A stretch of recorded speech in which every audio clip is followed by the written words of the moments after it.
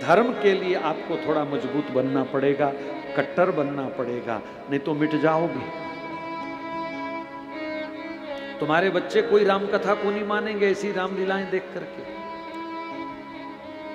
वो फिर शूर्पणखा कोई अपना इष्ट मानेंगे।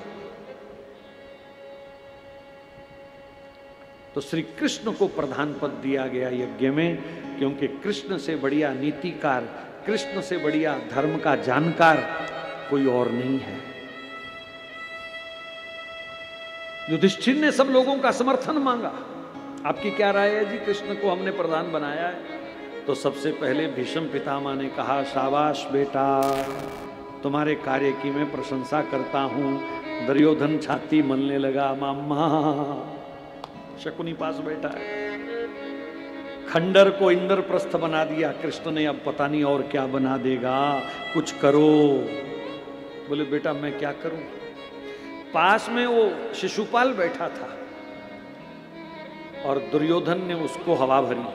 बोले उठ, यही मौका है बदला लेने का, तेरी मंगेतर रुक्मिणी को उठा के भाग गया था कृष्ण, बदला ले। ऐसे लोग जो हवा में आते हैं ना, कैसे उनका सत्यानाश होता है सुनो।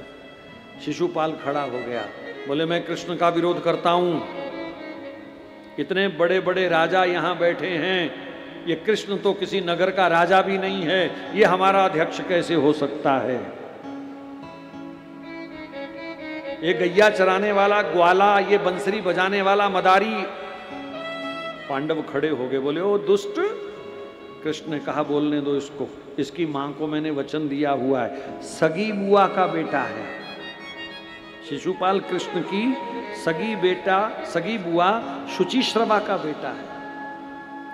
इसका मतलब तुम्हारा विरोध करने वाले जरूरी नहीं है बाहर से ही आए, और रिश्तेदार भी हो सकते हैं। हिंदुस्तान को इस समय ना पाकिस्तान से खतरा है ना चाइना से खतरा है, हिंदुस्तान के अंदर बैठे हुए गद्दारों से खतरा है। हिंदू धर्म में बैठे हुए गद्दार हिंदुओं से खतरा है, जो हमारे धर्म की धज्जियां उड़ाने में कोई कसर नहीं छोड़ते, लोभ लालच में आके। तो भगवान ने उसकी 100 गालियां सुनी हैं। जैसे ही 100 पूरी हुई, कहा बस। अंगुली खड़ी थी, सुदर्शन चक्कर प्रकट हुआ, शिशुपाल की गर्दन साफ। अब बाकी भी कोई 2-4 थे अगर ऐसे वैसे, तो वो चुपचाप बैठ गए, महाराज थे पंगा लेना बड़ा औखा है, ये नहीं बख्शदा किसी ने। श्री कृष्ण की कृपा से राष्ट्रीय यज्ञ प्रारंभ हुआ। कृष्ण ने देखा कि दुर्योधन बड़ा जल रहा है, छाती मल रहा है, तो देखो श्री कृष्ण की नीति, उन्होंने दुर्योधन को उस कमेटी का कैशियर बना दिया। पांडवों की हवा निकल गई, बोले महाराज ये तो पहले दिन पूर्णौती कर देगा हमारी। कृष्ण ने कहा चिंता मत करो। बोले किसको गलती से तो नहीं नाम बोल दिया दुर्योधन का, कुछ तो सोचो, ये हमारा सत्यानाश कर देगा, दुश्मन है हमारा। कृष्ण बोले चिंता मत करो, मुझे पता है ये तुम्हारा माल उड़ाएगा, लेकिन मैंने इसको क्या, क्योंकि मैंने इसके हाथ की एक रेखा देखी है, ये जितना लुटाएगा उससे दुगना आएगा। और पांडवों का माल दुर्योधन से ज्यादा कोई बेरहमी से लुटा नहीं सकता। क्या बोलते हैं, माले मुफ्त दिले बेरहम। मुफ्त का माल हो तो दिल बेरहम हो जाता है, साडा की जांदा है, निकलन दो जुलूस, अपनी टौर बनाओ। वृंदावन आश्रम में हमारे एक दिन उत्सव था, तो एक सज्जन आए, आज लंगर की सेवा हम करेंगे, लंगर बांटेंगे सबको। मैंने कहा बहुत अच्छी बात है, आओ। मैंने दूसरों को कहा भी आप इनको दे दो आज ड्यूटी। अब महाराज उसने हलवा भरा, दाल सब्जी सब भरी, 2 3 लोगों ने, उसके अपने 30-35 लोग थे, उनको खिलाया भरपेट और चुपचाप भाग गया छोड़ के बाल्टियां। ऐसे दुर्योधन आज भी हैं।